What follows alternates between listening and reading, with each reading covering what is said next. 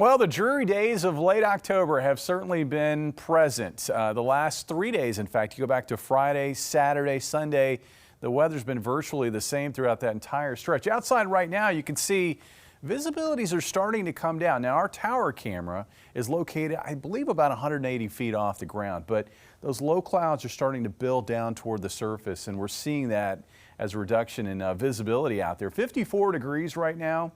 Looking at rainfall totals over the last 3 days, we haven't seen much. I mean, it's been damp, but we haven't seen a whole lot of rainfall. 1/100th on Friday, 5/100ths yesterday, almost a tenth of an inch today. And then when we take a look at the region and how much we've seen over the last 72 hours, notice here across the Ozarks, most areas amounts have been light. Now to the south, to the east, to the west, amounts have been more impressive. Around an inch in the Joplin area. It looks like around an inch down in Berryville.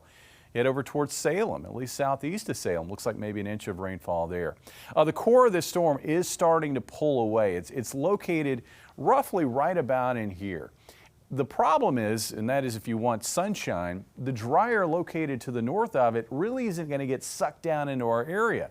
We're going to continue to have this lingering cool and damp scenario, and we're not going to see a big shift in the pattern to really clear out this low-level moisture. So I think we're going to hold on to cloudy skies in most spots through Monday. Here's our hour-by-hour forecast. Now, overnight tonight, again, fog will likely continue to worsen. I think we're going to find some mist out there to start the day on Monday. We've got it right now. I think we're going to find it with the fog tomorrow morning.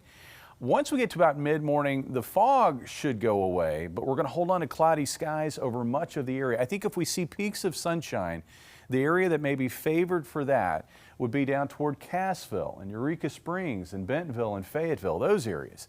About 51 for a low tonight. Again, watching for areas of fog. Some of it could be dense to start the day.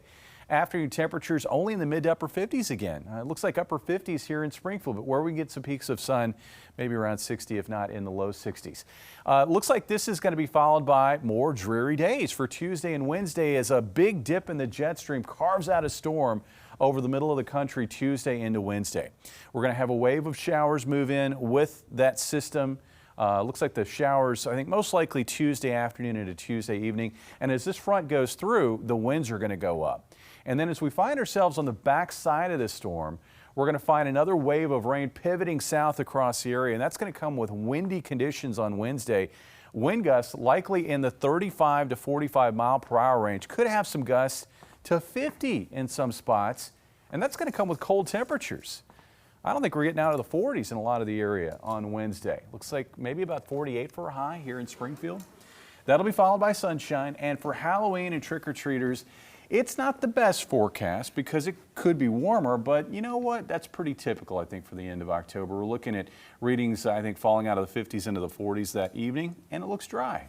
I think so. I think, yeah, we always see the kids out with their costumes and then coats on over that. And I think it was a couple of Halloweens ago where it actually was freezing. Yeah, I mean, got below freezing. Yeah, and at least this go around, it's next weekend and not this past weekend with the damp weather that we've had. And also next Sunday, Monday, Sunday morning, I was going to say, we turn our clocks back 1 hour.